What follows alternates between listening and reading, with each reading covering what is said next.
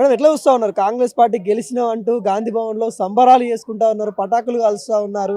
ఇటు BRS party ఏమో కనీసము 15 సీట్లకు కూడా గెలవని నేపథ్యం ఉంది. ఏంది ప్రతిపక్ష హోదా కూడా లేదు అన్నట్టుగా విమర్శిస్తుర్రుగా.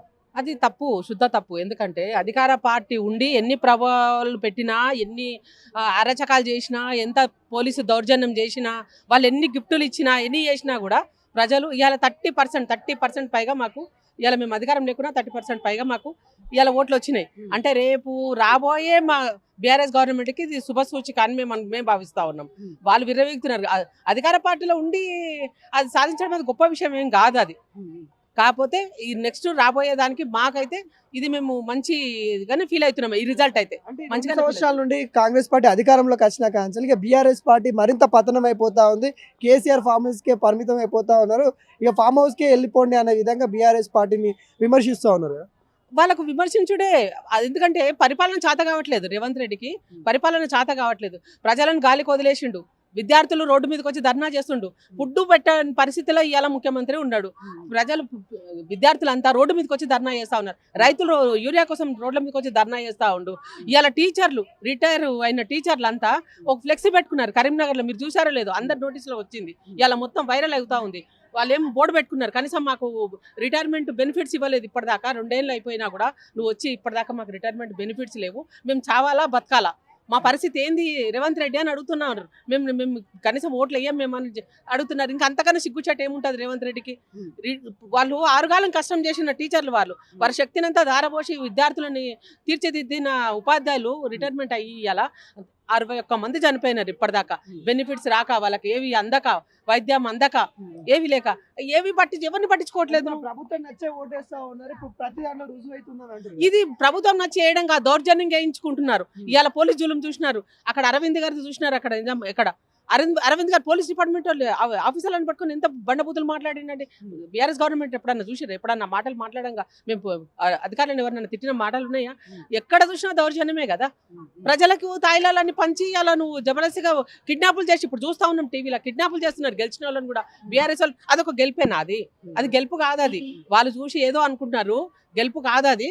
ప్రజలు కర్రు కాల్చి వాత పెడతారు. ఇంకా రాబోయే జిహెచ్ఎంసీ గ్రేటర్ ఎలక్షన్లో అప్పుడు ఉంది నాకు తడాక, అప్పుడు చూపిస్తాం మేము. ఇప్పుడు మాత్రం ఇది ఎంట్రన్స్ మాత్రమే, ఎంట్రన్స్ టెస్టే. రేపు పొద్దున ఉంది, ఇంకా అసలు మ్యాచ్ ముందు ఉంది. అది రేవంత్ రెడ్డికి అయితే ఇది అది గెలుపు కాదు. ఇది సిగ్గుపడాలి ఆయన. అధికారం చేతిలో ఉంచుకొని కూడా ఇవాళ 30% పైన మాకు ఓట్లు వచ్చినాయంటే ఆయన ఓడిపోయినట్టే లెక్క. నైతికంగా మేము మా విజయం గెలుపు మాదే. అది మేడం చెప్పండి, అట్లా కేసీఆర్ గారు రాకపోవడం, ప్రచారం రాకపోవడం వల్లనే బీఆర్ఎస్ పార్టీ ఇంత ఓటమికి చవిచూచిందని అంటారు. నిజమేంటారా? ఇది ఓటమి అని మేము అనుకోవట్లేదండి. బీఆర్ఎస్ పార్టీ నుంచి ఓటమి కాదు, ఇది గెలిపే. ఎందుకంటే 30కి పై సీట్లు మాకు హంగ్ వచ్చింది.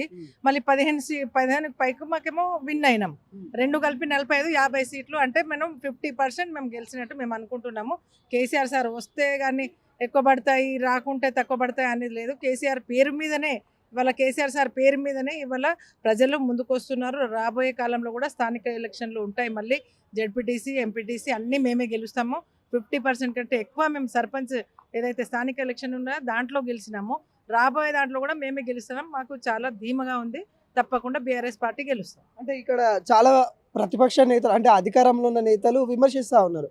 అదంతా ఒకే వైపు అయితే బీఆర్ఎస్ పార్టీకి సొంత ఇంటి నేతలు సొంత పార్టీలు పెట్టుకొని బీఆర్ఎస్ పైన ఏవైతే నిందలు మోపడం, వాటి వల్లనే బీఆర్ఎస్ పార్టీ మరింత క్షీణించిపోతుంది అన్నట్టుగా అంటా ఉన్నారు. నిజమే?